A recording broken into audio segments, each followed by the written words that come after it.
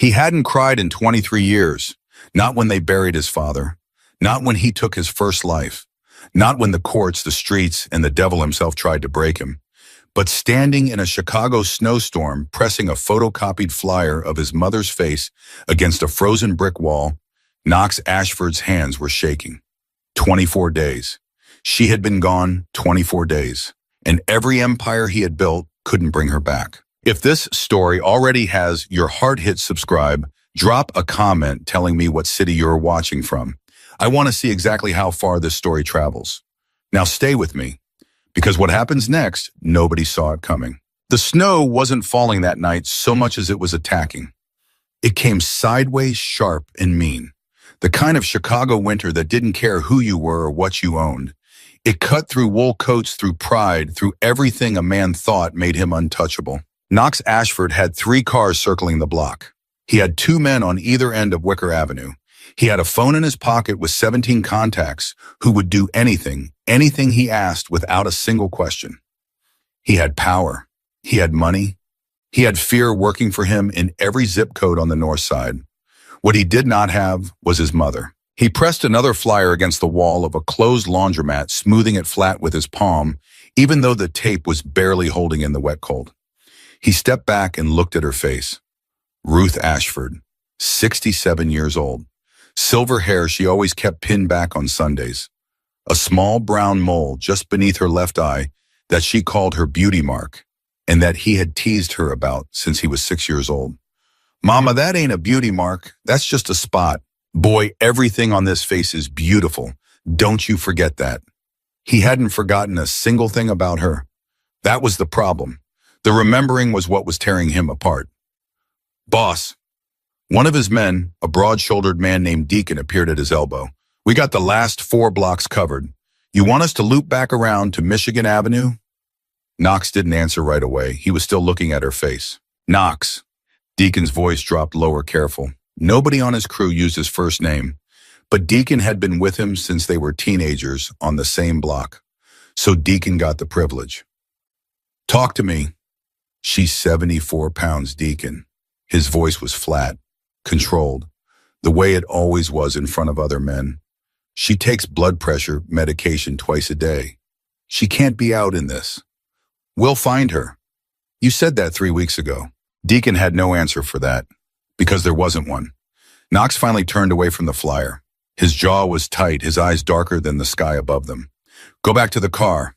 I need 5 minutes. It's 12 degrees out here. 5 minutes.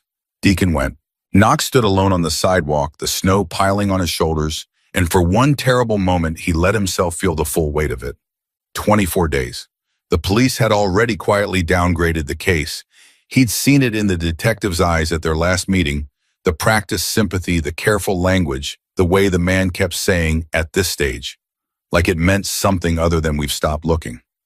Knox had gripped the edge of that detective's desk hard enough to crack the wood and said very quietly, find her, or I will find the reason you didn't. The detective had found new urgency after that, but still, nothing. He started walking again, not toward his car, not toward anywhere in particular, just moving because standing still felt too much like giving up. He passed a pawn shop, a closed pharmacy, a corner store with bars on the windows, and then at the far end of the block, a thin strip of warm yellow light, a diner. The kind that still had handwritten specials taped to the window. The kind that had been there since before Knox was born and would probably outlast all of them. He pushed through the glass door mostly just to get out of the cold. The bell above the door rang twice. The place was half empty, a couple in a corner booth, an old man at the counter with a newspaper, 2 teenagers sharing a plate of fries near the back, the kind of quiet that felt earned, like everyone there had had a long day and just needed somewhere warm to land. Knox slid into a booth near the window, still in his coat, and set a small stack of flyers on the table without thinking. Habit. He'd been doing it everywhere. He flagged down the nearest waitress without looking up. Coffee. Black. Coming right up. The voice was warm, unhurried. He didn't register it. He was staring at his mother's face again on the top flyer, tracing the lines of it with his eyes the way he'd done 1,000 times in the past 3 weeks, and checking somehow, like if he looked long enough, something would change, like the paper might talk back. Where are you, Mama? The coffee arrived. He wrapped both hands around it. Outside, the snow came down harder. Bryn Holloway had been on her feet for 11 hours. She was working a double, her second this week, because her daughter's winter coat had given out, and the landlord had slid a rent notice under the door with a tone she didn't appreciate. And Bryn Holloway was the kind of woman who handled her problems herself.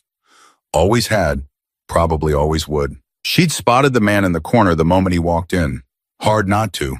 He was the kind of person a room noticed, not because he was loud, but because of the opposite. He moved like the air got out of his way. Coat that cost more than her monthly rent, jaw like carved stone, eyes that had seen things she probably didn't want to imagine.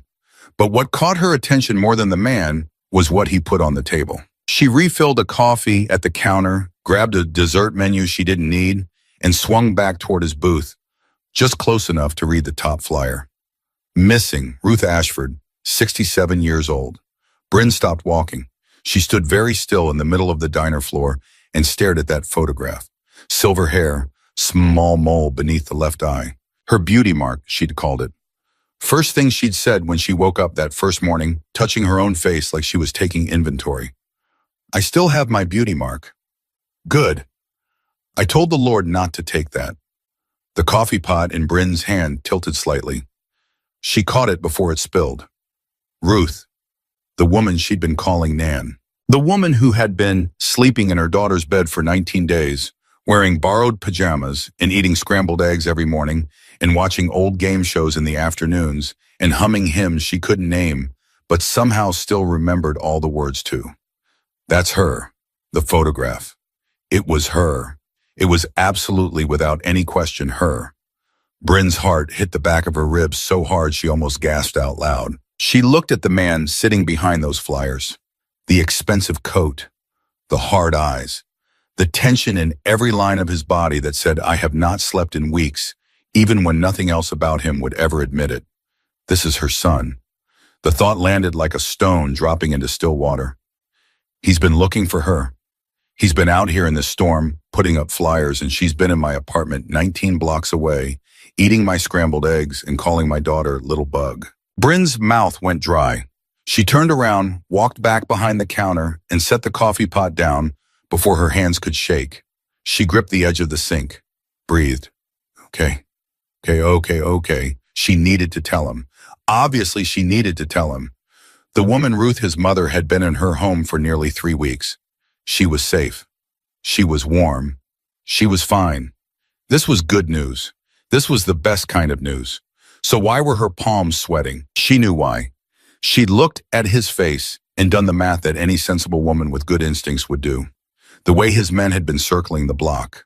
The way he'd walked in like he owned the floor before he even sat down. The flyers, dozens of them, all professionally printed, plastered across this neighborhood with the kind of manpower that didn't come from grief alone. Knox Ashford wasn't just a worried son. Bryn had lived in Chicago her whole life. She knew what he was. She grabbed her order pad, put it down, grabbed her phone, put it down, picked up the coffee pot again, then set it down again. You found his mother, you kept his mother, in your apartment for 19 days without calling the police, She didn't want to go to the police. Bryn remembered that conversation clearly. The second day when she'd first floated the idea of calling someone. Ruth had grabbed her wrist with both hands, surprising strength for someone so thin, and said, no police. Please, I don't know who I can trust. I just need to remember. Give me time to remember. And Bryn, who had her own complicated history with trusting institutions, had said okay. And now here they were. She smoothed her apron, straightened her shoulders, picked up a fresh mug and filled it. You're a grown woman, Bryn Holloway. You didn't do anything wrong. You took care of someone who needed it. Now you tell the truth and you let this family be whole again. She walked toward his booth. Sir. Knox looked up. The waitress was standing at his table with a coffee refill he hadn't asked for and an expression on her face that he couldn't quite read. Her eyes were steady, but there was something underneath them, something careful and watchful, and if he was reading it right, a little bit afraid. He didn't move, just looked at her. Your coffee's still. I don't need a refill, he said. Not unkind, just flat. She didn't move. She set the coffee pot down on the edge of the table, which was strange And then she folded her hands together in front of her, which was stranger. He watched her eyes drop to the flyer on the table. Stay there, then come back up to his face. That woman, Bryn said. Her voice was quiet and controlled. She was keeping it very deliberate and controlled. The one on the flyer. Knox went completely still. Something in the atmosphere of the entire diner seemed to shift like a barometric pressure drop, like the 2 seconds before lightning. He had trained himself over decades not to react, not to let anything show before he understood exactly what he was dealing with. But something in his chest cracked open anyway. What about her, he said. It came out lower than he intended. Is she, Bryn paused, swallowed. Is she your mother? 1 second, 2 seconds. Where is she? It wasn't a question. His voice had changed completely. 3 words, iron flat, the kind of voice that made men twice her size rethink their choices. Bryn didn't flinch.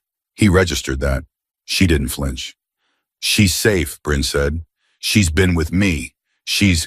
Knox was out of the booth before she finished the sentence.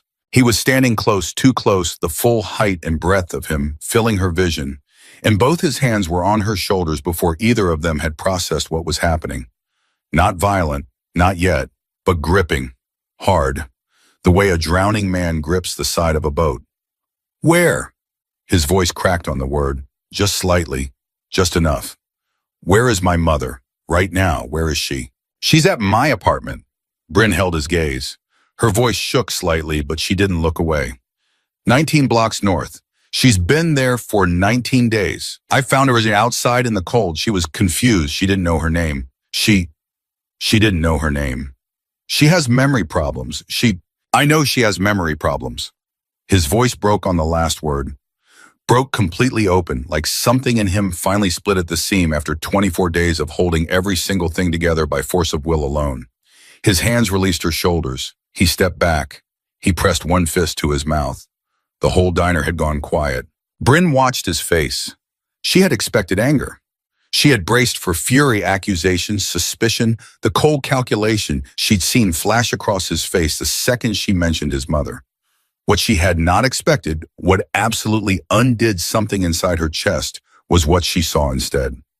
He was trying not to cry. Knox Ashford, the man whose name made police precincts get quiet, and whose enemies had bad accidents, and whose territory stretched across half the north side, was standing in a diner, in his expensive coat with his fist pressed to his mouth, fighting with every ounce of whatever he had left, not to fall apart in front of a stranger. She's safe, Bryn said again, softer this time. I swear to you, she is completely safe. She's been sleeping in my daughter's room and eating real meals, and she has all her medication. Well, we had to figure out the medication situation that was. She stopped herself. She's okay, I didn't know who she was. She didn't know who she was, and I couldn't. You kept her. He looked at her. His eyes were wet. He wasn't hiding it anymore. A stranger, and you kept her. What else was I going to do, Bryn said, and she meant it. Leave her on the street. Something in Knox's expression shifted, moved through something complicated, disbelief, gratitude, grief, something she couldn't name. Take me to her, he said, right now. Take me to my mother. Bryn grabbed her coat from the hook behind the counter, told the other waitress she had an emergency, didn't stop to explain. There was nothing to explain that wouldn't take an hour she didn't have. Knox was already at the door. His men had materialized from somewhere she hadn't seen where, and now there were 2 large men flanking him with expressions like closed fists, looking at her the way bodyguards look at people who have just announced they know where the boss's most important person is. She felt that look all the way down her spine, but she squared her shoulders, pushed through the door into the cold and said, It's 19 blocks. I'll take you. We'll drive, Knox said. It's faster to walk, one-way streets. She glanced at him. Unless your men can fly. The smaller of the 2 bodyguards actually looked like he might smile at that. He covered it immediately. Knox studied her for one moment, then nodded once. Then we walk. And so they walked the Mafia boss and the waitress through the snow, 19 blocks north, with 2 large men trailing 10 steps behind them toward an apartment where an old woman was watching a game show and humming a hymn she couldn't quite remember the name of. And the whole way Knox Ashford said nothing. because he was using every molecule of his control to hold himself together for 19 more blocks. And Bryn Holloway said nothing either, because she was beginning to understand that what she had thought was a simple act of human decency, taking in a cold, lost, frightened old woman, had in fact dropped her directly into the center of something she hadn't begun to understand yet. But they walked, and with every block, Knox's breathing steadied and his jaw set harder and his eyes got very, very still. The kind of still that has nothing to do with calm and everything to do with a man who is preparing himself for the possibility that when he walks through that door, the woman on the other side of it may look him in the face and not know who he is. 24 days. She'd been gone 24 days. And the last time anyone had seen her, she had been leaving the small house he'd bought for her on Elm Street in the middle of the afternoon in her good coat, the one she saved for church, and she had not come back. Why the good coat, Mama? Where were you going? That question had lived in his chest for 3.5 weeks, like a splinter that kept going deeper. He needed the answer. He needed his mother. He needed to walk through that door. 12 steps behind them, Deacon exchanged a look with the other guard. Neither of them had ever seen Knox Ashford walk 19 blocks in the snow for anything in his life. Neither of them said a word. They just walked. The apartment building was narrow and old, sandwiched between a dry cleaner and a barber shop with a light on in the back. Bryn led him to the 3rd floor without speaking, her key already out before they reached the landing. She stopped at the door, looked at him. Knox had his hand on the wall beside the door frame, not leaning, just touching it, like he needed to feel something solid. She calls herself Nan, Bryn said quietly. She didn't remember her name for the first few days. My daughter started calling her Nan, and it stuck. I need you to know that before you go in. His jaw flexed once. What else? Bryn chose her words carefully. She has good days and harder days. Today was a pretty good day, but good doesn't mean she might not. She stopped, tried again. Just go slowly. Okay, whatever you're feeling, just go slowly. Knox looked at the door. Then he looked at her. And for the first time since she'd called his name in that diner, which she hadn't done, she'd called nobody's name. She just said, sir, and somehow that one small word had split his entire world open. She saw something in his face that wasn't power or grief or carefully constructed control. It was just fear, plain and human and devastating. She won't know me, will she? He said. It wasn't really a question. Bryn didn't answer because the answer was probably not tonight, and she didn't know how to say that without breaking something that was already barely holding. So instead, she put her key in the lock and opened the door, and from the living room came the small, steady sound of a television, and then a voice thin and sweet and tired saying, "Little bug, is that you? Come tell Nan what they said on the show tonight." Knox Ashford made a sound he would never let any living person hear him make again. It came from somewhere below language, from the place where a 6-year-old boy still lived inside the grown man, the boy who used to fall asleep in that very voice's warmth, the boy who built his whole world around it before the world got hard and he got harder, and the distance between them grew into something he'd told himself he was fine with. He wasn't fine with it. He had never been fine with it. He stepped through the door, and somewhere across the city, in a warm office with the blinds drawn, a phone vibrated once on a mahogany desk. The man behind the desk looked at the notification, a small alert from a tracking application he shouldn't have had access to, and that nobody knew he was running, and he saw it immediately. Knox's location, stationary, 3rd floor of a building on the north side. He read the address twice, set the phone down, leaned back in his chair, and for the first time in 24 days, Trent Mallory allowed himself a slow, careful smile. Knox stepped through that door, and the first thing he saw was the back of his mother's head. She was sitting in a worn armchair facing the television, her silver hair loose around her shoulders, the way she only ever wore it at home, the way she never let anyone outside the family see it. His chest seized, his feet stopped working. He stood in the doorway of a stranger's apartment and looked at the back of his mother's head, and for a full 4 seconds, he forgot entirely that he was Knox Ashford, forgot the men downstairs, forgot the cold, forgot 24 days of rage and searching and barely sleeping. He was just her son, standing very still, terrified to say her name wrong. Bryn touched his arm lightly. "Just go slow," she murmured. He nodded once. He moved. He walked around the side of the armchair slowly, like he was approaching something sacred. And when Ruth Ashford came into full view, sitting there in a faded blue cardigan that wasn't hers, a blanket across her knees, reading, glasses pushed up on her head, the same way she'd done his whole life, his throat closed completely. She looked thinner. She looked tired.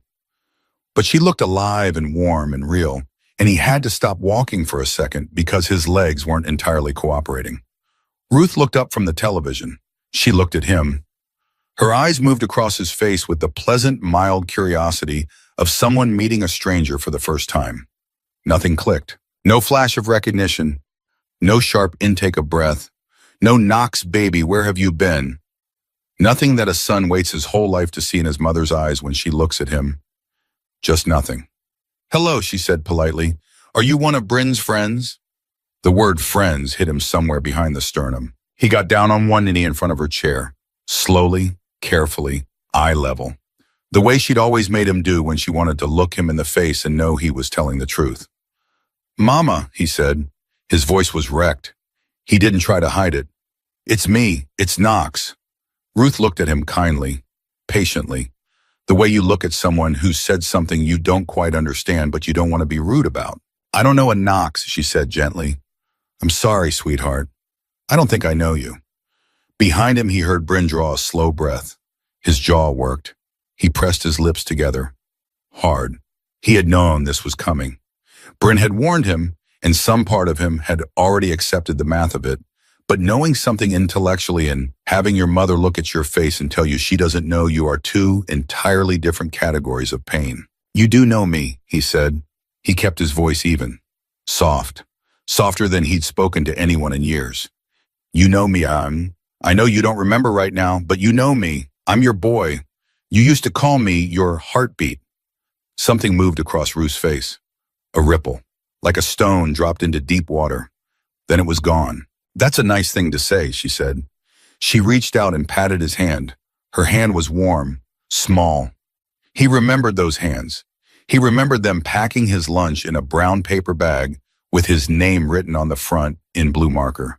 He remembered them on his forehead when he had a fever. He remembered them folded in her lap in the third pew on Sunday mornings. He turned his hand over and held hers. She didn't pull away. Where's Bryn? Ruth said, craning her neck slightly. Bryn, come in here. This young man is being very sweet. Bryn stepped forward. I'm here, Nan. Her voice was careful and warm at the same time. This man, he came to see you. He's been looking for you for a long time. Ruth looked back at Knox. She studied his face for a moment, with real attention, the way a person does when they're reaching for something just out of reach. You look sad, she said finally. I am, Knox said. I've been very sad. Why? He had to breathe through the answer. Because I missed you. Ruth patted his hand again. Well, you found me now, she said simply. So don't be sad anymore. And Knox Ashford, who had not cried in front of another human being since he was 9 years old, put his free hand over his face and bent forward and shook with something that wasn't quite crying but was everything crying is made of. Ruth kept her hand in his. She didn't seem frightened by it. She made a small sound, not a word, just a sound the kind mothers make when something hurts and words aren't enough, and she put her other hand on top of his bowed head. From the doorway, Bryn watched and said nothing. Her throat was too tight for words. Then Ruth's bedroom door opened, and a small voice said, Mama, who's the man? Bryn spun around. Hey, baby, I told you to stay. I heard voices. The little girl, 7 years old, wide-eyed, wearing pajamas with small yellow stars on them, was looking at Knox with the frank, unfiltered curiosity that only children and very old people still permit themselves. Is he crying? Cora. Bryn moved fast, crouching down to her daughter's level. Baby, go back to your room for a few minutes, okay? Mama needs to... Nan, is that man okay? Cora directed the question past Bryn entirely straight to Ruth. Ruth looked up from Knox's bowed head and smiled at the little girl. He's going to be fine, little bug. He just missed somebody very much. Cora thought about this seriously. Then she crossed the room, completely ignoring every adult in the space, and stood next to Knox's kneeling figure and put her small hand on his shoulder. I cried when I missed my fish, she said helpfully. His name was Captain. He died. It's okay to cry about missing. Knox lifted his head. He looked at this child with her hand on his shoulder, and her serious 7-year-old eyes and her yellow star pajamas, and something in his expression cracked all the way through to something almost like warmth. Captain, he repeated. He was a betta fish. Blue. Very beautiful. We flushed him. Cora, Bryn said weakly. What? Knox actually laughed. It was short and rough and surprised like it had come out against his will. But it was real. He looked at Cora for one more second, then he looked at Bryn, and in that look she saw the particular gratitude of a person who has just been pulled back from a very dark edge by the most unexpected possible thing. Thank you, he said quietly. She wasn't sure if he was talking to Cora or to her. She decided it didn't matter. Cora bedroom. Now. Bryn said it firmly enough this time that it worked. Cora went glancing back twice. Knox stood up slowly. He looked at his mother who had settled back in her chair and returned her attention mildly to the television, as though the last 5 minutes had been perfectly normal. The sight of that, the ease of it, the blankness twisted something in his gut. He turned to Bryn. How long has she been like this? Bryn moved toward the kitchen, keeping her voice low. He followed. Since I found her. I don't know how long before that. She couldn't tell me. Where did you find her? Outside my building, she was sitting on the bottom step in her coat in the cold. It was after midnight. Bryn paused. She wasn't scared. That was the thing that got me. She wasn't scared at all. She just looked lost, like she knew something was wrong but couldn't locate what. She was wearing her good coat. Bryn looked at him. Yeah, it's in the closet. I can get it back to you. She wears that coat when she's going somewhere important. Knox pressed his hands flat on the counter. She was going somewhere that night. She had a reason for being out. Someone asked her somewhere. He stopped. His eyes sharpened. Did she say anything? Anything at all about where she'd been or who she'd been with? At first, almost nothing. Just fragments. She kept saying a name I couldn't make it out clearly. Something that started with a T. Bryn frowned, trying to remember.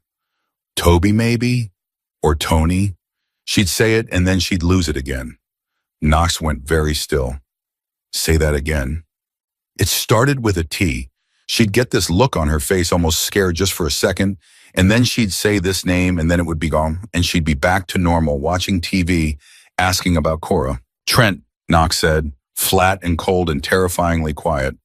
Maybe. I couldn't be sure. Was it Trent? Bryn looked at him.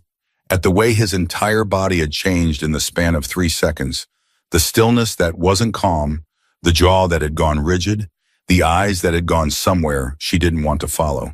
I think it could have been, why, who is Trent? Knox said nothing for a moment. He was looking at something she couldn't see, some internal picture assembling itself piece by terrible piece. Nobody, he said finally. And she knew immediately the way anyone with working instincts knows that it was the most significant nobody she'd ever heard anyone mention. She let it go, for now. She needs her real medication, Bryn said instead, pivoting to safer ground. I got what I could. A neighbor of mine has a daughter who's a pharmacist. She helped me figure out the blood pressure situation. But it's not the prescription she should have. I'll have her doctor here by morning. She should also see a neurologist. The memory, I know. His voice was clipped.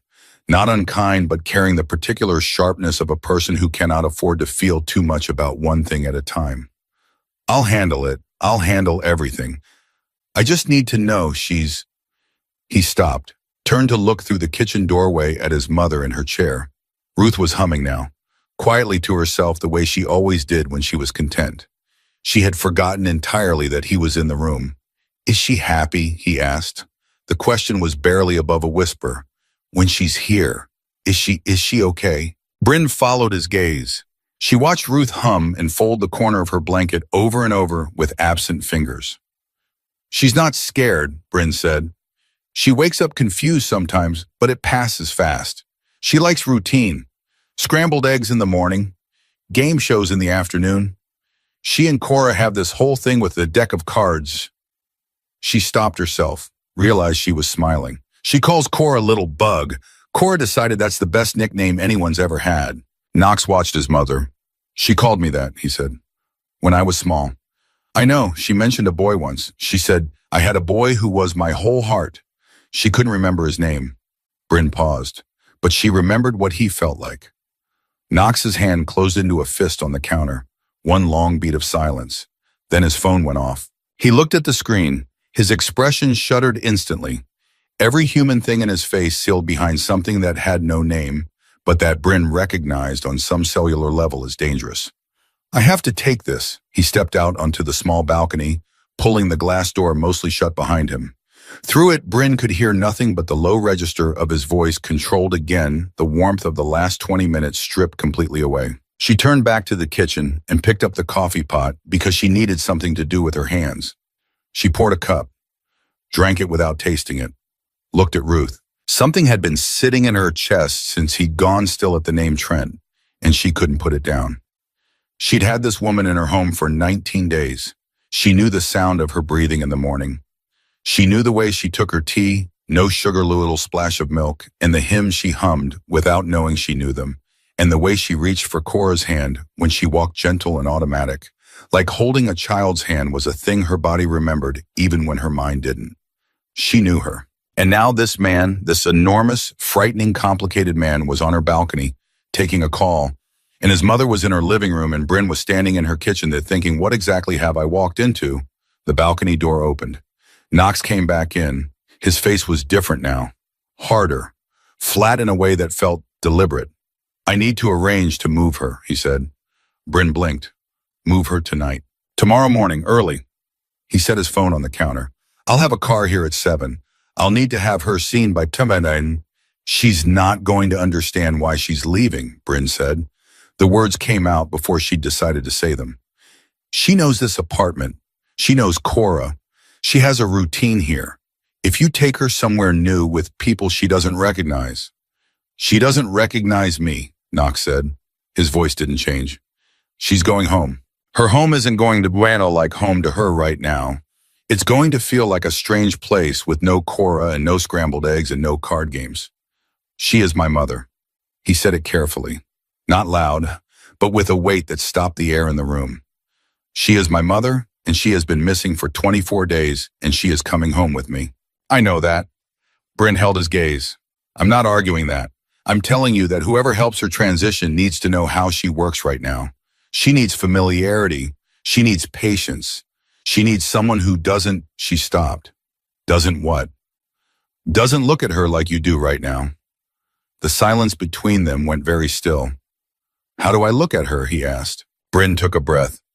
Like if you love her hard enough, she'll remember. She said it as gently as she could. That's not how this works.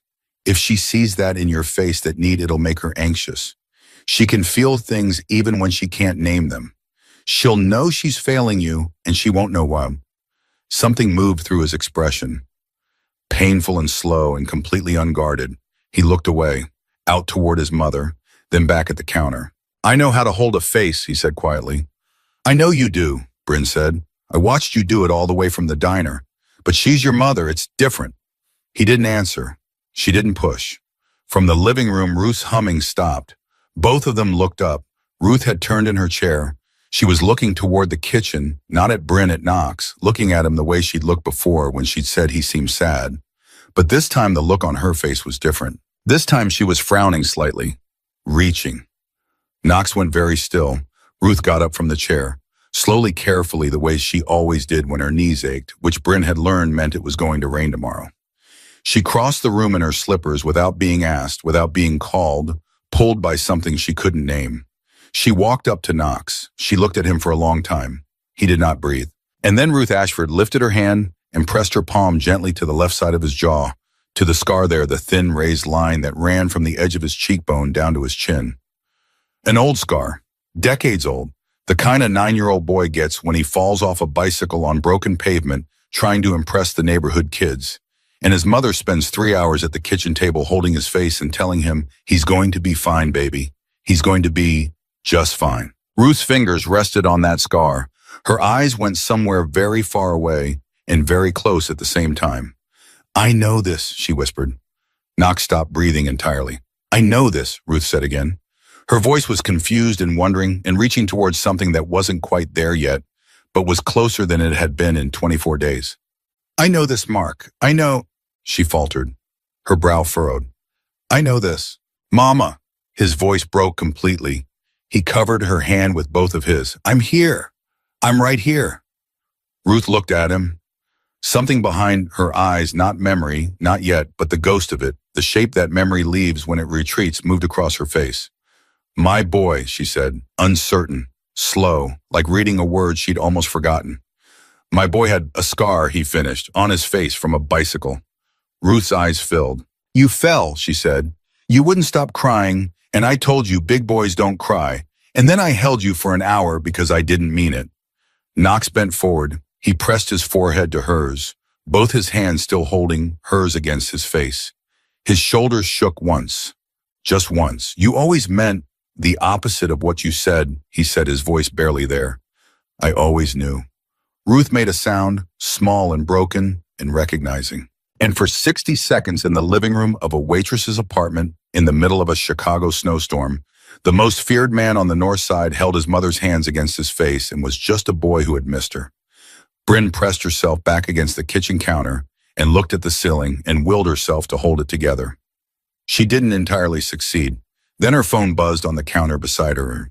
She picked it up without thinking, expecting her coworker from the diner, expecting her landlord, expecting anything ordinary. It was an unknown number. A text. 4 words. Get out of there. She stared at it. Her fingers went cold. She looked up at Knox, still holding his mother's hands still in the only moment of peace he'd had in 24 days. She looked back at the text. Get out of there. She typed back fast. Who is this? 3 dots appeared, then disappeared, then appeared again, and then someone who knows what happens next. He's being watched. She was taken for a reason, and whoever had her taken knows exactly where she is now. Bryn read it twice. Her heart was slamming. She looked at Knox. She looked at the window. She looked at the door. Knox, she said. Her voice came out flat and strange even to her own ears. He straightened up slowly, read something in her face immediately. He was already moving when she held up the phone. He read the message. Once. The warmth that had been in his face 1 minute ago was gone so completely it was like it had never existed. His eyes went to the window, then the door. Deacon, he said, not loud, controlled, like a switch flipping. His man was through the apartment door in under 15 seconds. And somewhere across the city, in a warm office with the blinds still drawn, Trent Mallory looked at the notification on his screen that told him Knox's phone had just gone active, and he picked up a different phone, a burner untraceable, and made a call.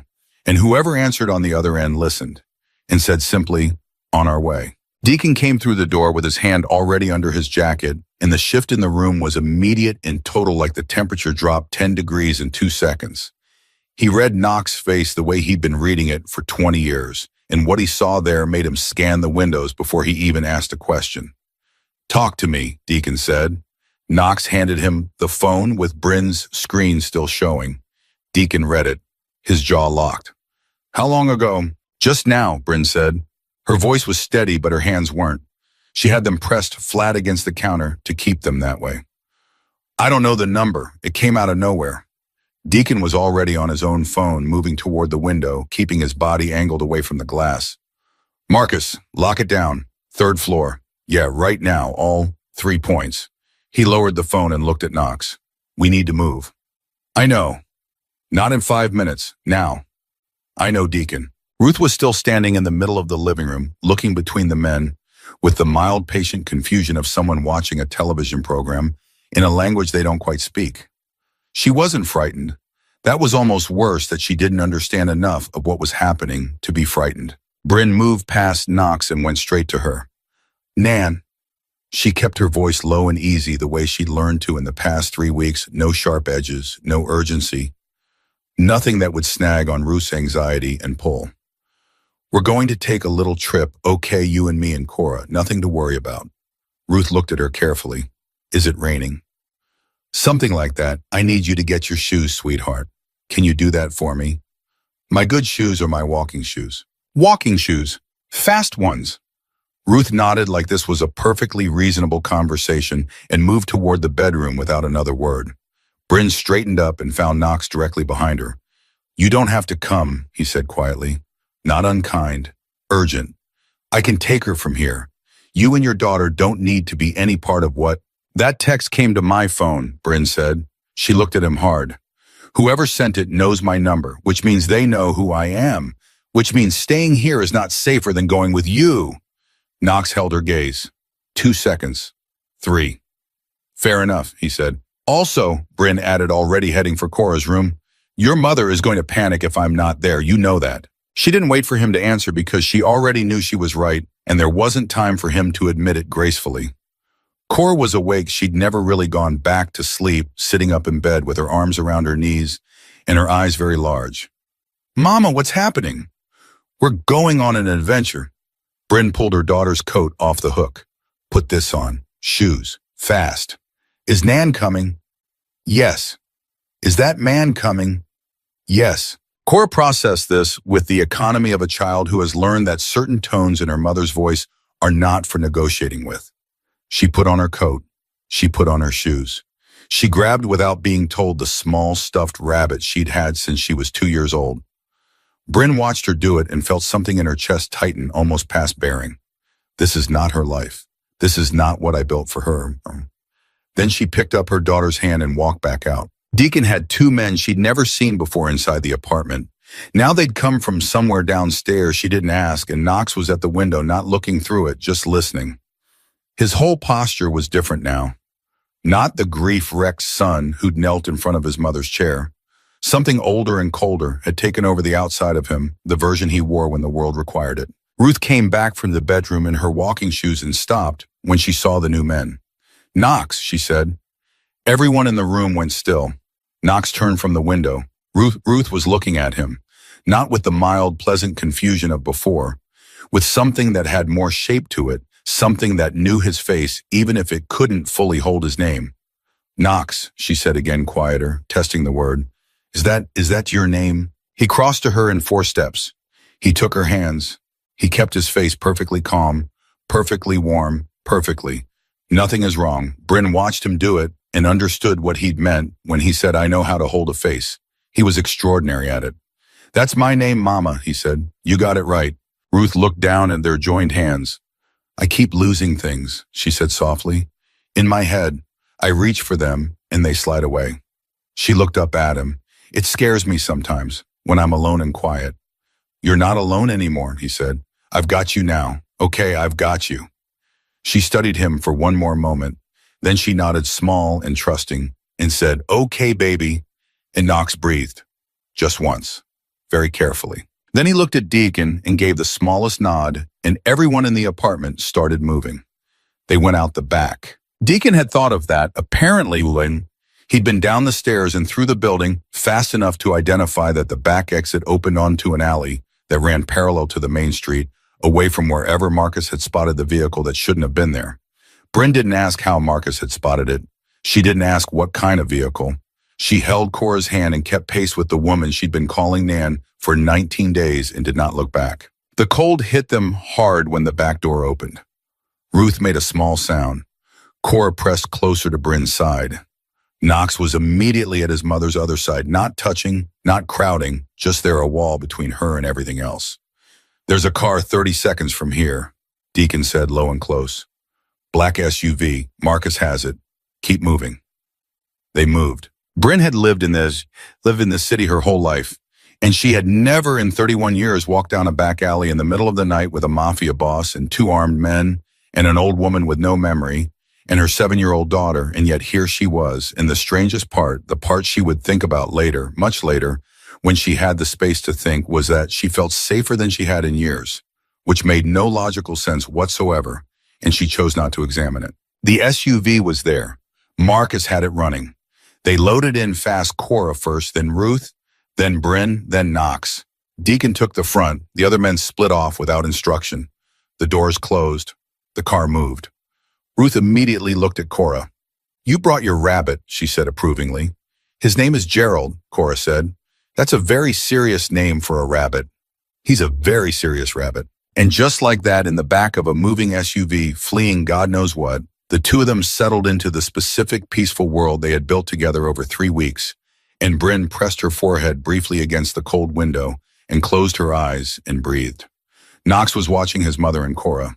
She could feel it without looking. Thank you, he said, quietly, directed at the window or maybe at nothing, for taking care of her. I told you, Bryn said, eyes still closed. What else was I going to do? Most people would have done something else, he paused. Most people would have called the police or a hospital or nobody at all and just walked the other direction. I'm not most people. No, he said, you're not. Silence for a moment, the city sliding past outside, Ruth murmuring something to Cora about Gerald's ears. Where are we going? Bryn asked. Somewhere safe. That's a wonderful answer that tells me nothing. She caught the brief shape of something almost like a smile cross his face in the dark. A property on the west side. Nobody connects it to me directly. It's clean. Does it have scrambled eggs? It has a full kitchen. Then we're fine. He looked at her. She looked back.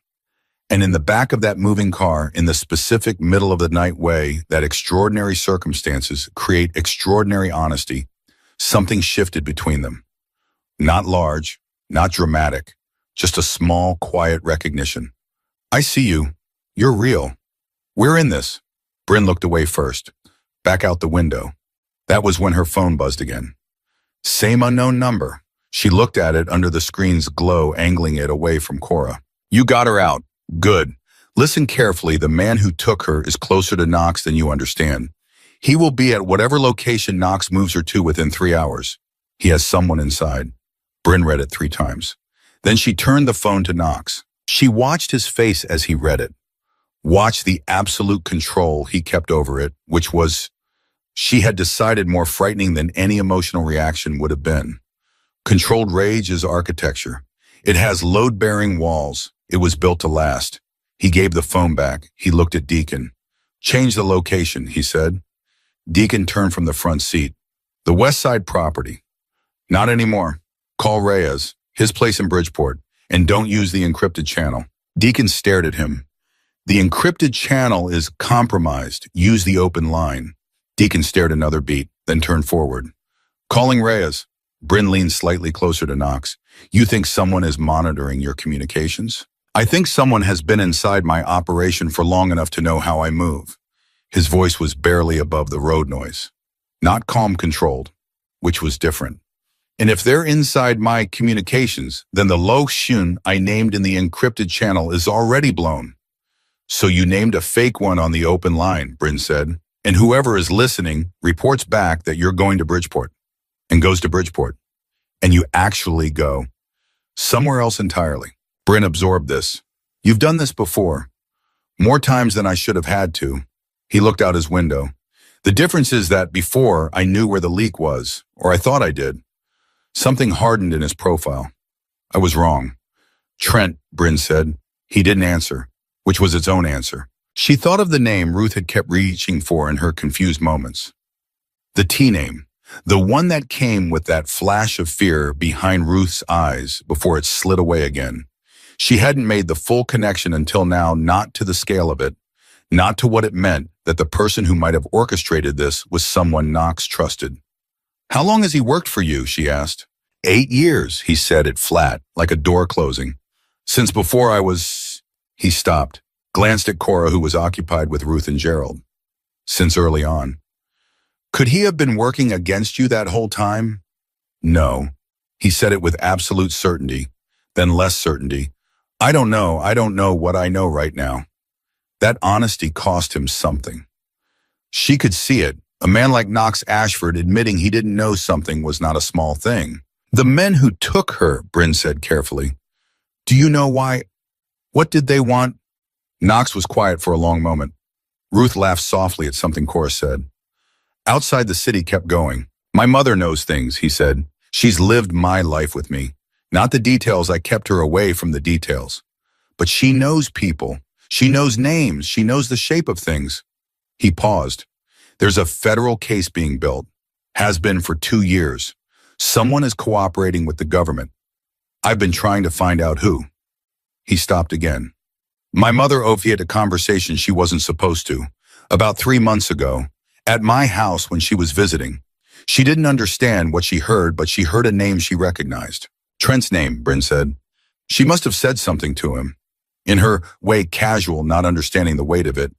Just, oh, I heard someone mention you, something that small. Something that told him she'd been nearby when she shouldn't have been. The full shape of it landed on Bryn like a physical weight. He had her taken, she said, not to get to you, to get to her, to find out what she'd heard, to make sure she couldn't repeat it to the right people. Knox's voice was absolutely level in a way that made the air in the car feel different. She couldn't tell them anything useful. Her memory was already fragile. She slipped away from them somehow, or they left her somewhere thinking she couldn't find her way back. He looked at Bryn directly. And she found you. Bryn thought about Ruth on the front steps, in her good coat, midnight, not scared. Not scared because she didn't fully understand what had happened to her, because it had already slid away into the fog. She's lucky, Bryn said. No, Knox said. She found you, that's not luck. That's something else, Dom. The car slowed, changed direction. Deacon had routed them somewhere new, not Bridgeport, obviously. Knox didn't announce the real destination out loud, and Bryn didn't ask. Cora had fallen asleep against Ruth's shoulder. Ruth had her arm around the little girl with the practiced ease of someone who had held sleeping children for decades and knew exactly how to hold the weight of them. She was looking out the window at the city going past her, expression soft and distant and almost peaceful. And then Ruth said, without turning from the window clearly and without any confusion at all, Trent came to the house in November. Every adult in the car went still. He brought flowers? Ruth continued in the mild conversational tone of someone recounting an ordinary memory. Yellow ones. He knows I like yellow. He sat with me at the kitchen table and we had tea. She paused. He asked me what I'd heard. Bryn didn't breathe. Knox turned completely to face his mother. Mama. Very careful, very soft. What did you tell him? Ruth was quiet for a moment. Cora slept on against her arm. I told him I didn't hear anything important. She paused again, her brow furrowed just slightly. But I lied. The word dropped into the silence of the car like a stone. You lied, Knox repeated. I didn't trust the way he asked, Ruth said simply. A man who needs to know what an old woman heard isn't asking for a good reason. She looked at Knox then, fully, clearly, with more presence in her eyes than she'd shown since he'd walked through Bryn's door. I remembered what you always said. When someone asks what you know, first figure out why they want to know it. Knox stared at his mother. So I told him nothing, Ruth said, and then I went home, and then the clarity flickered, like a light in a windstorm. And then I don't remember what happened after that. That's okay, Knox said. His voice was rough at the edges. Mama, that's okay. You did everything right. The name, Bryn said softly, leaning forward. She hated pushing, but she had to. Ruth, the name you heard. The one Trent didn't know you heard. Do you remember it? Ruth looked at her, that gentle, reaching expression, working towards something. It was a woman's name, she said. A woman who works for, she faltered. Her hand moved to her temple. It slides away when I reach for it. That's okay, Bryn said. Don't chase it. Just let it. Patterson, Ruth said. Dead silence. Deacon from the front seat turned his head. Knox had gone the color of chalk. Say that again, he said. Patterson, Ruth repeated. Trent said it on the phone before he saw me standing there. He said Patterson is ready to testify. And then he saw me, and he put the phone down, and I pretended I'd been there the whole time talking about nothing. She looked at Knox. Was that the right thing to do? Knox took both his mother's hands in his. That was exactly the right thing to do, he said. Patterson, U.S. Attorney Claire Patterson, the woman who had been quietly building a federal RICO case against Knox's organization for 22 months. The woman Knox's lawyers had been assured had no cooperating witnesses with any real proximity to the operation. Trent had been feeding her. 8 years of trust, of loyalty, performed and rewarded, of seats at every table and access to every room, and Trent Mallory had been feeding a federal prosecutor for God knows how long. And then when Knox's own mother accidentally heard one sentence, Trent had decided the safest option was to make her disappear. Not kill her. Even he hadn't gone that far. But make her disappear. Discredit her. Let the memory loss do the work. Hope she wandered long enough that nobody found her, or that if someone did, she couldn't remember enough to matter. He hadn't counted on Bryn, He hadn't counted on Cora calling her Nan and yellow scrambled eggs and a deck of cards and 19 days of routine and care that gave Ruth's mind enough stillness to hold on to things. Knox sat with all of that in his chest for 30 seconds without moving. Then he looked at Deacon, and Deacon, who had known Knox Ashford for 23 years and had never once seen him look the way he looked right now, picked up his phone without a word and started making calls. Bryn watched Knox from across the seat. Ruth had returned her attention to the sleeping child against her shoulder.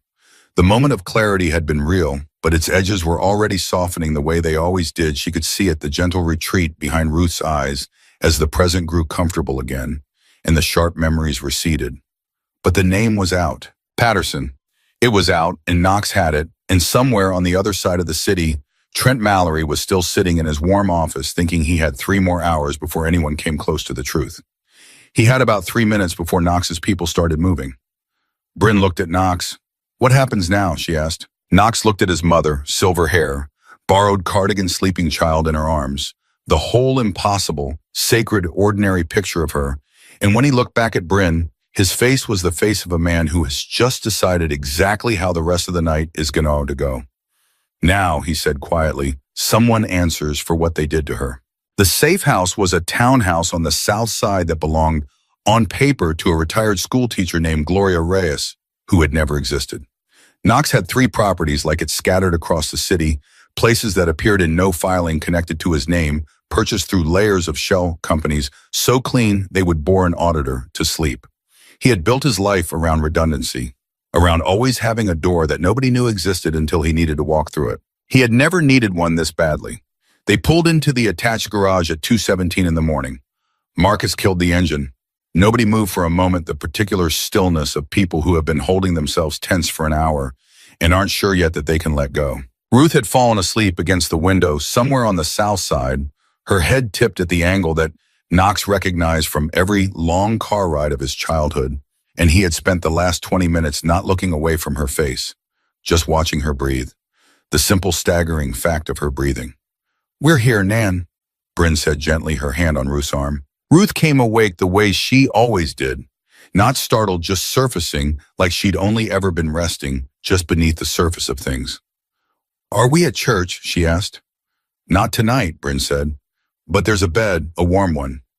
"That'll do," Ruth said, and accepted Bryn's hand as she climbed out of the car. Cora was fully asleep, limp and heavy, the way only children can be. Knox lifted her before Bryn could smoothly, without asking, without making it a moment, and Bryn watched this man who had spent 8 years trusting the wrong person carry her 7-year-old daughter through a doorway like it was the most natural thing in the world, and she decided not to think too carefully about what that did to the space behind her ribs. Inside, Knox set Cora on the sofa and straightened up. The warmth he'd just shown disappeared the second he turned around. He pulled Deacon aside and they talked low and fast in the hallway, not a conversation Bryn was meant to hear, and she didn't try.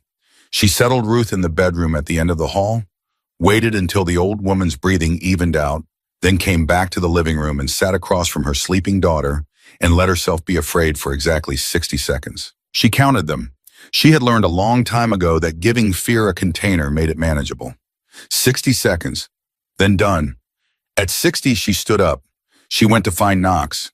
He was in the kitchen, standing at the counter with his phone face down and both hands pressed flat on either side of it, staring at nothing. He looked for the first time since she'd seen him in the diner like someone who was tired. Not weak, just tired, the kind that gets into the bones. "Is she settled?" he asked without turning around. "Asleep before I left the room." Bryn leaned against the doorframe. Deacon making arrangements. For Trent. He didn't answer right away. He turned the phone over once face up, then back down. "For the situation." "You can say his name," Bryn said. "It's not going to break anything that isn't already broken." Knox looked at her over his shoulder. The kitchen light made his face harder than it probably was. "You ask a lot of direct questions for someone who just met me 6 hours ago. You let a stranger carry your mother across the city in the middle of the night," Bryn said. "I think we're past the point of performing polite." Something shifted in his expression. Not quite a smile, something quieter. He turned around and leaned back against the counter with his arms crossed. Looking at her with that full, assessing attention, He had the kind that made you feel like he was reading the table of contents of everything you'd ever been. Patterson is the U.S. attorney building a RICO case against my organization, he said. I think you understood that in the car. I put most of it together. Trent has been cooperating with her office. I don't know for how long. I don't know how much he's given them. He paused. I do know that my mother overheard enough to make him feel exposed. And I know what he decided to do about that. He didn't have her killed, Bryn said. No. Why not? Knox was quiet for a moment. Because she's Ruth Ashford, he said. Even Trent knew what that would mean. He looked at his hands. Or maybe he still had enough of a conscience to stop short of that particular line. I genuinely cannot tell you anymore which it was. He said the last sentence with the specific exhaustion of someone who has been trying to reconcile two versions of the same person and cannot make them fit. 8 years, Bryn said. 8 years. Did you consider him a friend? The question landed in the room and sat there. Knox looked at the wall for a moment. I considered him someone I could trust, he said finally. That's as close as I get. Is that by choice? Is what by choice? Not letting people get closer than trusted. She said it without judgment, just asking. He looked at her. You really do ask everything you think of, don't you? I find it saves time. She met his gaze evenly. You don't have to answer. It's not by choice, he said. It's by evidence. He pushed off the counter. The people I've kept closest are the ones who've had the most opportunity to damage me. Trent isn't the first. He's just the one I didn't see coming. A pause. Which is the one that always hurts the most? Bryn nodded slowly. She believed him. She believed him in the specific way you believe someone when they've said something they didn't intend to say quite that honestly, and they know it and they don't take it back. Her phone buzzed. She picked it up fast. Same unknown number. He knows she talked. He has someone in the building with you right now. Bryn's head snapped up.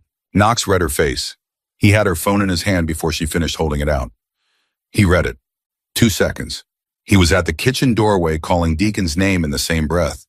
Deacon appeared from the hallway. What? Someone in the building. Deacon's reaction was immediate and professional. He turned without a word and moved toward the back of the house, hand under his jacket.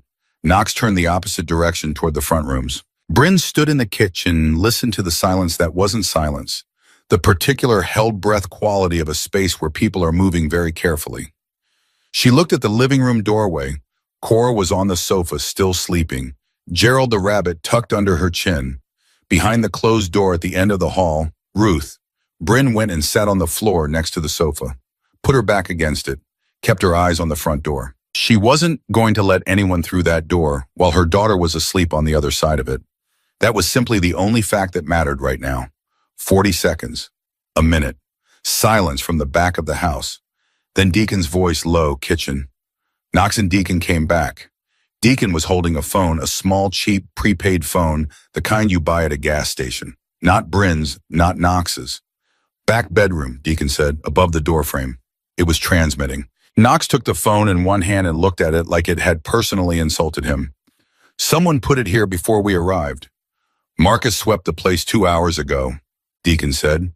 His voice was controlled, but there was something underneath it, the particular shame and fury of a man who is very good at his job and has just discovered that his very good job has a hole in it. Marcus is clean, Knox said immediately.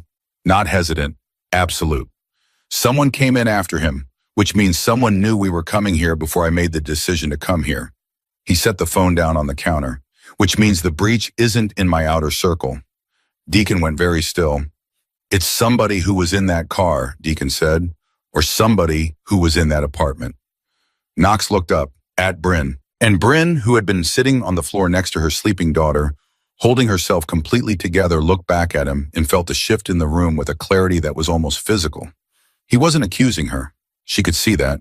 His eyes were reading her, not condemning her, but the logic was the logic, and they both knew it, and she made herself hold the gaze steady and let him read whatever he needed to read. I didn't tell anyone, she said. I don't have anyone to tell. It's me, Cora, and a neighbor who's 72 and goes to bed at 8. Your phone, he said. Anyone have access to your location? My location is on for... She stopped, pulled out her phone, went to settings. Her location was shared with one contact, which she had set up a year ago for safety when she walked home from late shifts. It's shared with my coworker, Dana, but Dana doesn't know where. What's Dana's last name? Deacon said. Not Knox. Deacon. With a pen already out. Kowalski. Dana Kowalski. But she's not. She's nobody. She's just someone I work with. We'll verify. Deacon wrote it down. How long have you known her? 8 months. She started at the diner in... Bryn stopped. Her stomach turned over slowly. She started at the diner in March. She looked at Knox. The same week I found Ruth. Nobody said anything for a moment. That's probably a coincidence, Bryn said. She said it firmly. Because it had to be. Because the alternative was that someone had placed a person in her life to monitor an old woman with no memory, which meant they had found Ruth before Bryn even knew Ruth existed, which meant they lost her, Knox said. His voice was quiet and absolutely certain. They lost her when she walked away from wherever they were keeping her. They didn't know where she'd gone, so they started covering the area, asking around. Someone spotted her going into your building and reported back. He looked at Bryn with something that wasn't quite apology but carried the same weight. Dana wasn't placed to watch you. She was placed to watch my mother through you. Bryn sat with that. So for 19 days, she said slowly, someone has known exactly where Ruth was. And was waiting, Knox said, for me to find her.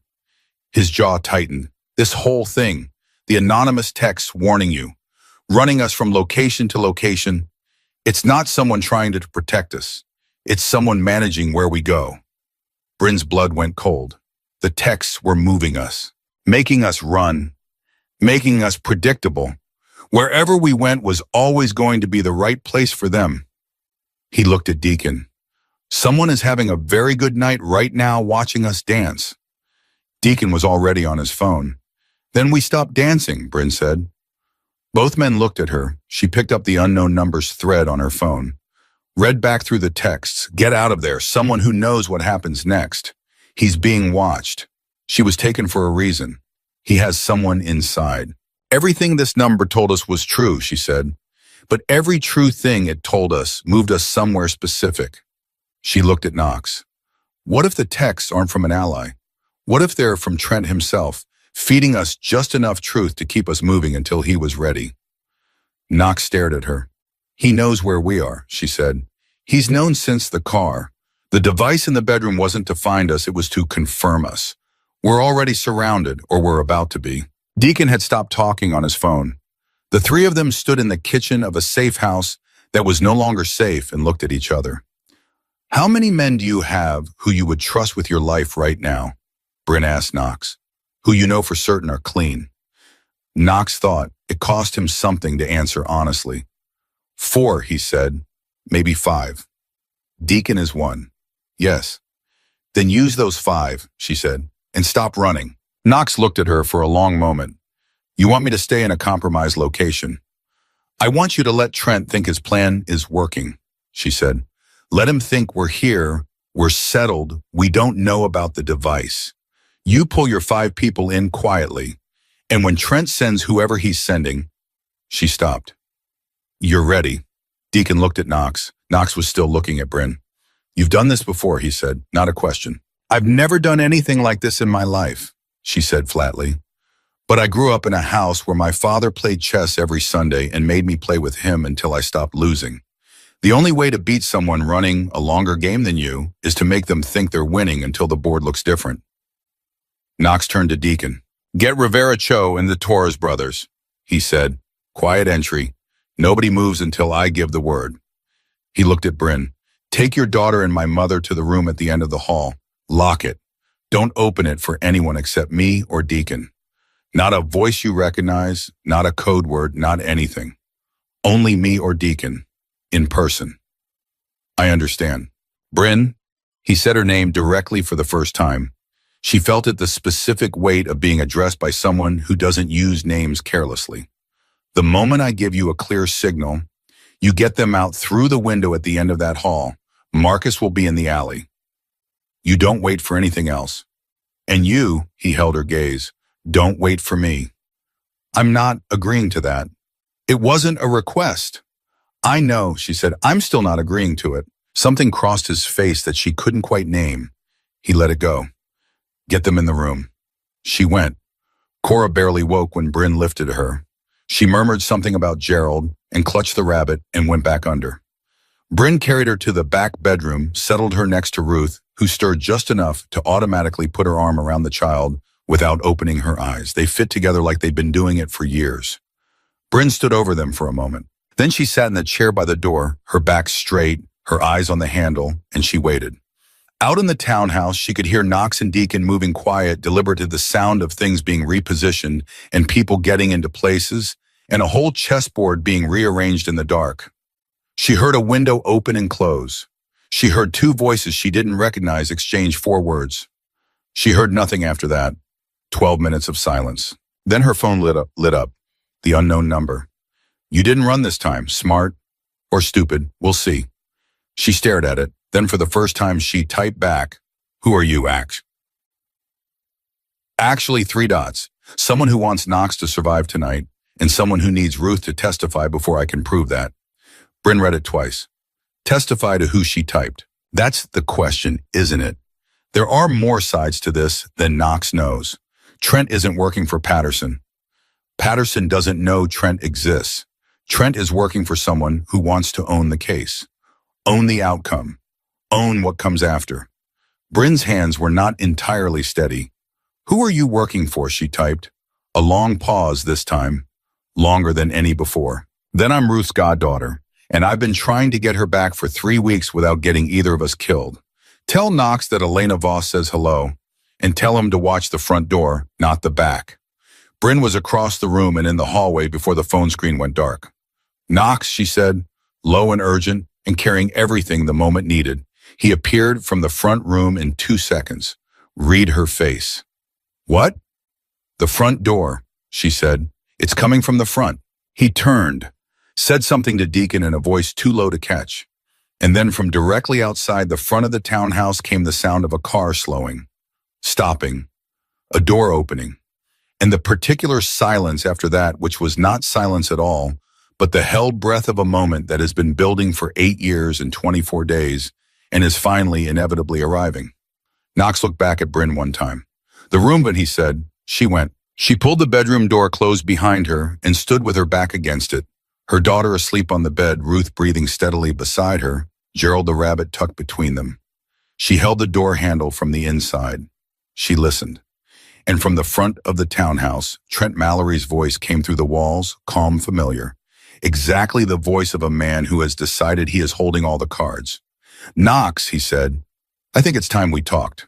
Knox didn't move. He stood in the front room of the townhouse and let Trent Mallory's voice come through the front door, like something he'd been waiting for. And the thing that surprised him most was how calm he felt. Not numb, not cold. Calm, the specific, terrible calm of a man who has finally stopped wondering and started knowing. 8 years of wondering. 8 years of watching this man sit at his table, eat his food, take his money, attend to his mother's birthday dinners, and compliment her cooking and look her in the face with the exact same eyes he used when he looked at Knox and said, I've got you, boss. I've got you every time. And now Trent was on the other side of a door at 3 a.m. thinking he was holding the hand that wins. Knox almost felt sorry for him. Almost. Open the door, Deacon, he said. Deacon looked at him. Knox, open it. Deacon opened the door. Trent Mallory walked in alone. That was the first thing Knox noted alone. No visible backup coat, unbuttoned hands visible. Either a gesture of good faith or a performance of one, and Knox had not yet decided which. Trent was 51 years old, built like a former college athlete, gone slightly soft, with a face that had always read as trustworthy in the particular way that certain faces are engineered to read. Knox had trusted that face. He had staked his life on that face repeatedly for 8 years. Looking at it now made him feel something he hadn't felt since he was 9 years old. Stupid.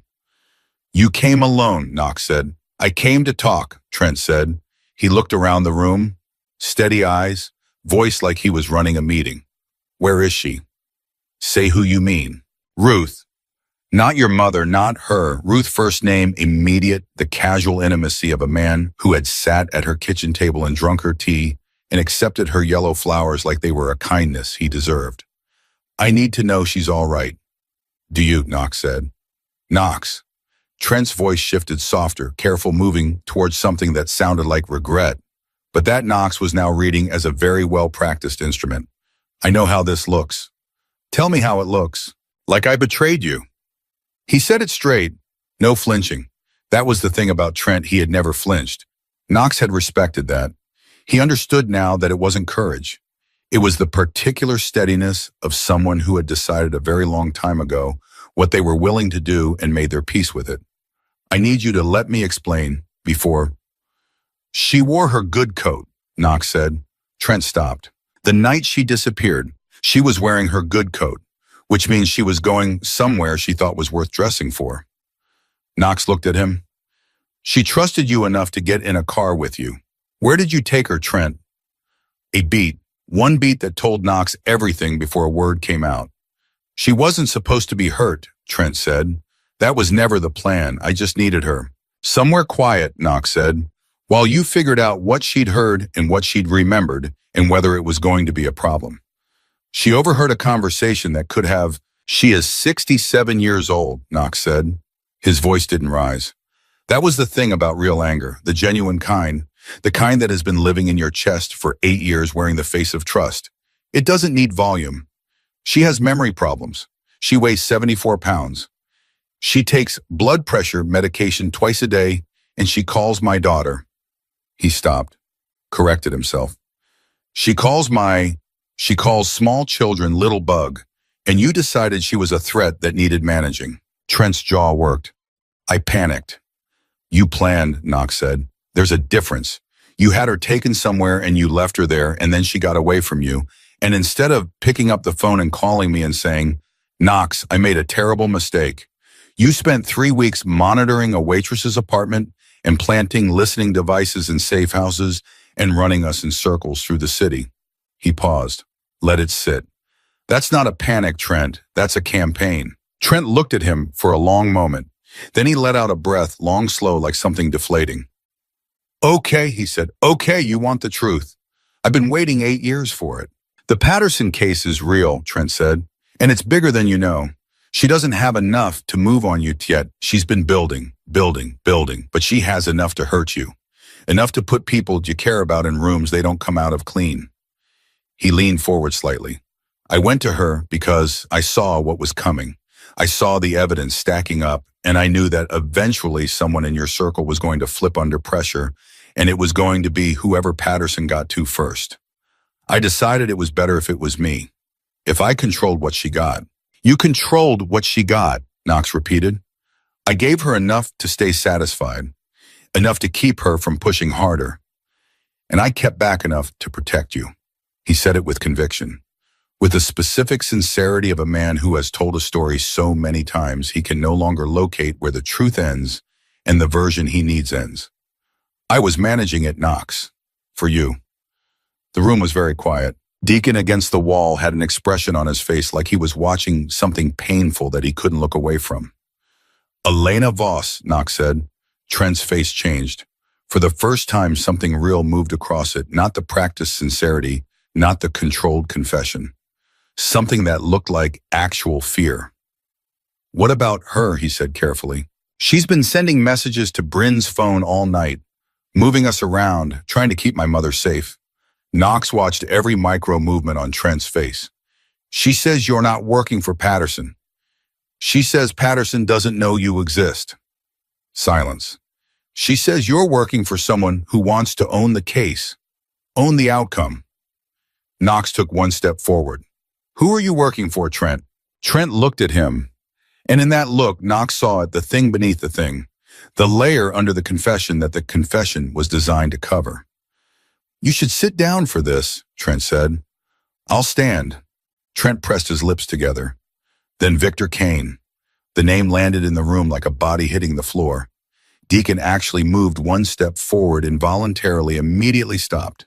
Knox did not move at all, but the quality of his stillness changed completely. Victor Kane, a name that existed in Knox's world, the way a fault line exists underground, invisible, responsible for catastrophic things, but never the thing you pointed to.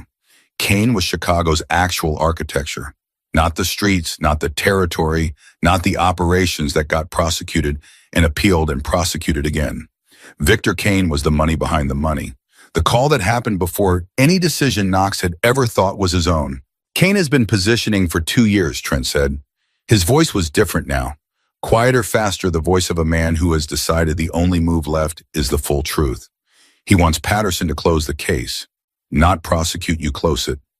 Make it go away with enough of the small fish satisfied that she can call it a win. And then he steps into the vacuum. Clean. Nothing connected to him. The whole north side reorganized under his infrastructure while you're busy not being in prison and thinking you won. Knox was very still. He approached me 14 months ago, Trent said.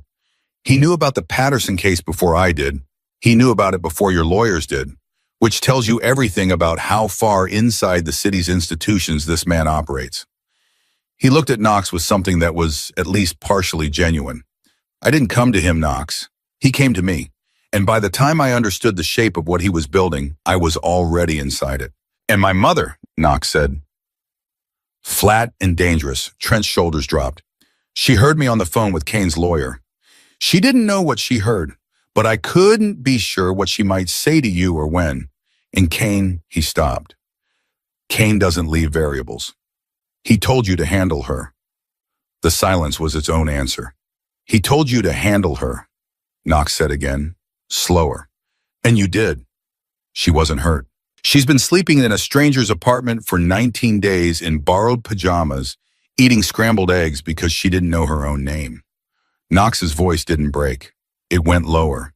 It went to the place where it lived when things were completely irreversible.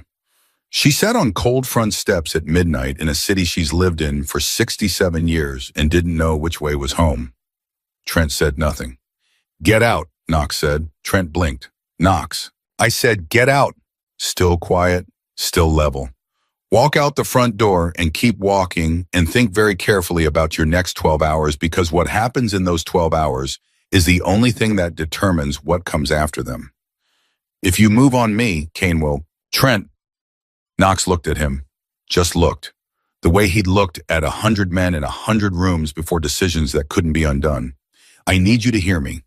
I am talking to you right now because for 8 years you sat at my table and I am giving you the one courtesy that deserves.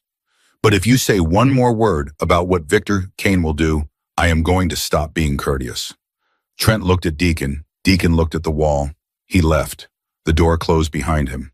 The room was absolutely silent for 5 seconds. Then Deacon said, he's working for Kane. Yes. Kane has been running this whole thing. Yes. Knox. Deacon's voice dropped. Kane has people in every institution in this city.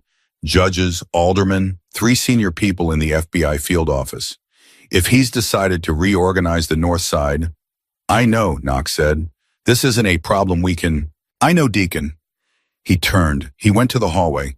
He knocked on the back bedroom door 4 times, the specific rhythm he'd established before. It's me. Open up. The handle turned. Bryn opened the door and looked at him.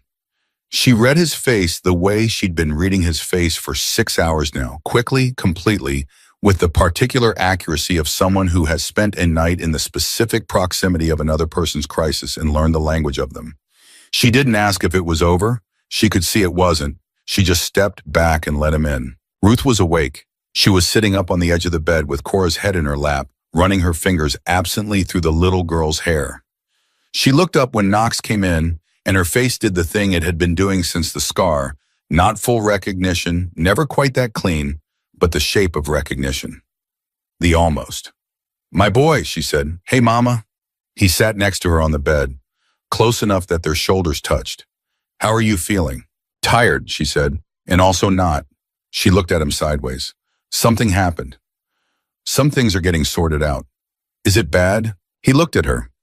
This woman who had raised him alone in a 3-room apartment on the south side, who had worked 2 jobs and still made Sunday dinner, who had told him once that the most dangerous thing a person could be was someone who forgot what they were willing to do to protect the people they loved and then spent the next 4 decades demonstrating exactly that. It's getting better, he said. Ruth put her hand on his. You were always a terrible liar. He laughed, short and genuine. I know. Tell me. Mama. Knox. She said his name the way she'd always said it when she meant, I am your mother and I have earned the truth. Tell me. So he did. Not everything, not the parts that would frighten her in ways she couldn't hold, but enough. The case. Trent. The name Kane. The shape of what the next days would look like. He kept his voice even and he watched her face and she listened. The way she had always listened, completely without interrupting, with her hand steady on his. When he finished, she was quiet for a moment. Then she said, the man on the phone when I heard Trent talking, the name he said to whoever was on the other end. Knox went still. Mama. I told you I heard Patterson, Ruth said down. That's true, I heard that name. But there was another name first. A name I didn't recognize. A name I didn't tell you because... She stopped, her brow furrowed. Because I didn't know why it mattered. I didn't know enough to know why it mattered. What name? Knox said, very quiet. Ruth looked at him directly. Her eyes were the clearest they'd been all night.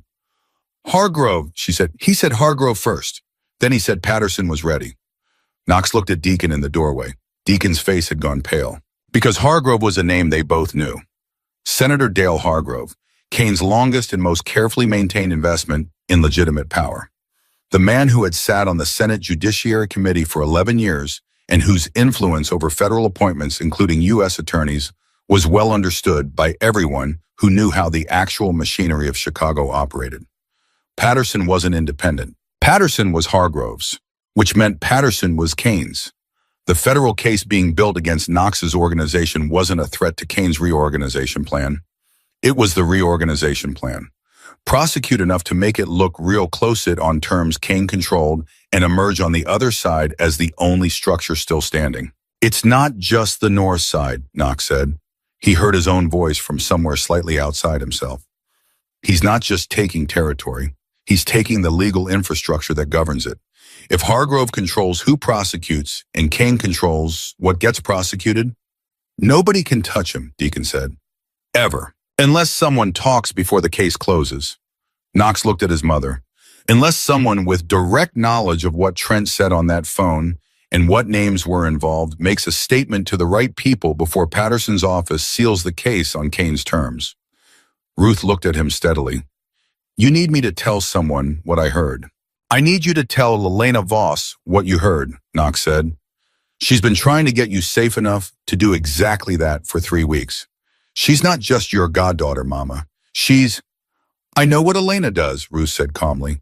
She told me a long time ago. A pause. I didn't tell you because she asked me not to. Knox stared at his mother. She asked me not to, Ruth repeated without apology. She said it would put her in danger if certain people knew she was... She stopped, touched her temple. She works somewhere official, somewhere that investigates things. I can't hold the details. Her jaw tightened with the particular frustration of someone fighting their own mind. But I know what she does, and I know she's good. Knox sat back. Elena Voss, Ruth's goddaughter, who had been sending texts to Bryn's phone all night, who had been trying to navigate an old woman with no memory to safety through the middle of a situation so layered that Knox himself was still finding the floors of it.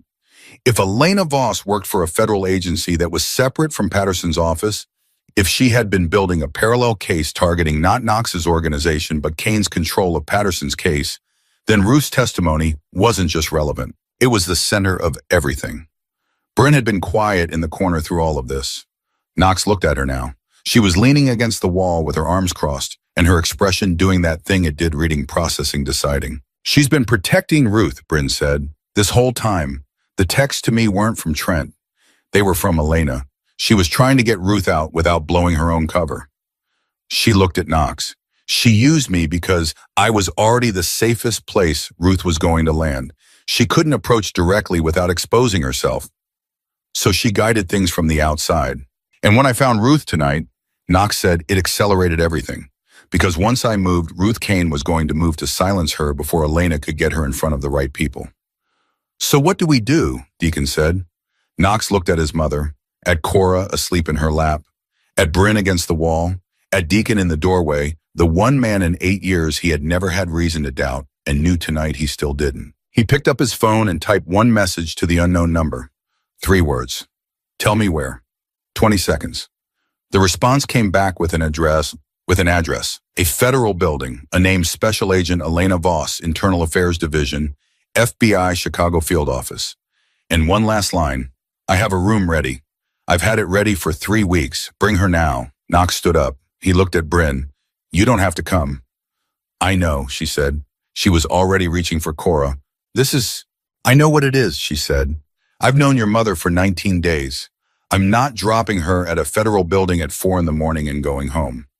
He looked at her for a moment. Then he nodded once. Ruth was already on her feet, smoothing her cardigan, her chin level with the posture of a woman who has decided that whatever is required of her tonight, she is capable of giving. Should I wear my good coat? She asked. Yes, Knox said. Wear your good coat. They left the townhouse at 3:48 in the morning. Knox's 5 clean men around them. Deacon driving Cora asleep against Bryn's shoulder with Gerald the rabbit tucked under her chin. Ruth sat next to Knox in the back seat with her good coat buttoned to the collar and her hands folded in her lap and her eyes clear in a way that made Knox's chest ache. I remember more than I let on sometimes, she said quietly as the city slid past. He looked at her. I know. I get frightened by how much is gone, she said. So sometimes when things come back, I hold them quietly for a while before I say them, to make sure they're real. She looked at her hands. The name Trent said on that phone. I've been holding that for weeks, waiting until I was sure I had it right. She looked at Knox. I'm sure. He took her hand. She let him hold it. They rode the rest of the way in silence. And it was not the silence of people who have nothing to say, but the silence of people who have said enough for now and are simply present with each other in the only moment they have, which is this one. Elena Voss met them at the side entrance. She was 43 years old with her mother's eyes and a badge clipped to her belt and 3 weeks of sleepless maneuvering written into the set of her jaw. She looked at Ruth first, just looked at her the way you look at someone you have been terrified of losing, and Ruth looked back and said, there she is, in the tone of someone who has found something they were keeping safe in their memory. They held each other for a moment in the cold. Then Elena looked at Knox over his mother's shoulder. I know you have questions. Many, he said. You'll get answers. She pulled back, looked at Bryn, at Cora, at the whole impossible, exhausted, improbable group of them. All of you. But first, she looked at Ruth. First, I need you to tell me what you heard exactly as you heard it. Can you do that? Ruth straightened, buttoned the top button of her good coat. I can do that, she said. They went inside. The full truth of what Trent Mallory had built and what Victor Kane had designed and what Senator Hargrove had enabled came out over the following 7 hours in a federal conference room on the record with Elena's case file and 3 years of parallel investigation and one 67-year-old woman's testimony arriving at the same destination from different directions and making each other undeniable. Trent Mallory was in federal custody before noon. Victor Kane's assets were frozen by 2 o'clock. Hargrove resigned from the Senate Judiciary Committee at 4, citing health reasons, which was the kind of lie that everyone involved understood and nobody needed to argue about. Patterson's case was transferred to a different jurisdiction, a different prosecutor, and effectively dismantled from the inside, not because Knox was innocent of everything, but because the case as it had been built was itself evidence of something far larger and far more corrupt than anything it had ever pretended to pursue. That was a problem for other days. There would be other days and other rooms and other decisions that Knox would have to make about his life and what shape it took from here. He knew that. He had always known that a man couldn't build what he'd built and then simply stop building and expect the world to look the other way.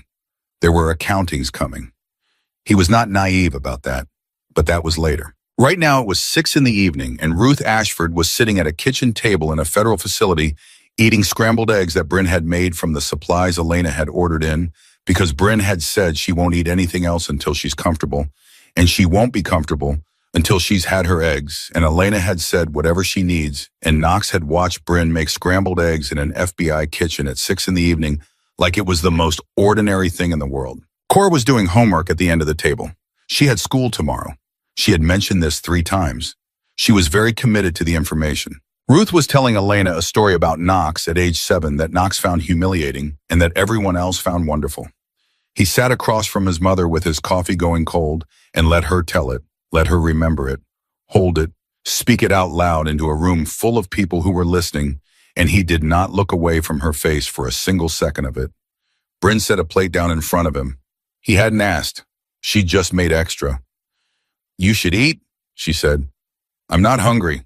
I don't care, she said pleasantly and sat down next to Cora. He ate. Later, much later, when Cora was asleep on a cot in the next room, and Ruth was settled and Elena was still working through paperwork, and Deacon had gone to handle the 1,000 things that needed handling, Knox found Bryn in the hallway outside the kitchen, leaning against the wall, with her eyes closed and her arms wrapped around herself, and he stood next to her and leaned against the wall too, and they stayed like that for a while without speaking. What happens to you now? She asked eventually, eyes still closed. I don't know yet, he said. I'll figure it out. That's not very specific. No, he agreed. She opened her eyes, looked at the ceiling. She called Cora Little Bug again this morning, before everything started. She was completely lucid, and she called Cora Little Bug and told her that a good nickname is something someone gives you when words aren't big enough. Bryn paused. Cora's going to be wrecked when she can't see her anymore. Knox looked at her profile. Who said anything about that? Bryn looked at him. My mother needs consistency, he said. Routine, familiarity. You've been telling me that since the diner. He held her gaze. You said it yourself. She knows you. She knows Cora. She knows scrambled eggs and card games and a rabbit named Gerald. He paused. That doesn't have to end because tonight ended. Bryn stared at him for a long moment, reading him the way she'd been reading him last night, completely honestly, without looking for what she wanted to find. You're not just talking about Ruth, she said. He looked back at the ceiling. I'm talking about Ruth, he said. And then after a beat, I'm also not just talking about Ruth. The hallway was quiet. Bryn looked forward again. I'll think about it, she said. That's all I'm asking. And Knox Ashford, who had spent 8 years trusting the wrong man and one night trusting the right woman, pushed off the wall and went back into the room where his mother was sleeping and sat in the chair beside her bed and stayed there until morning because she was found and she was safe and she was his. And some things in this world are exactly that simple and that sacred and that enough.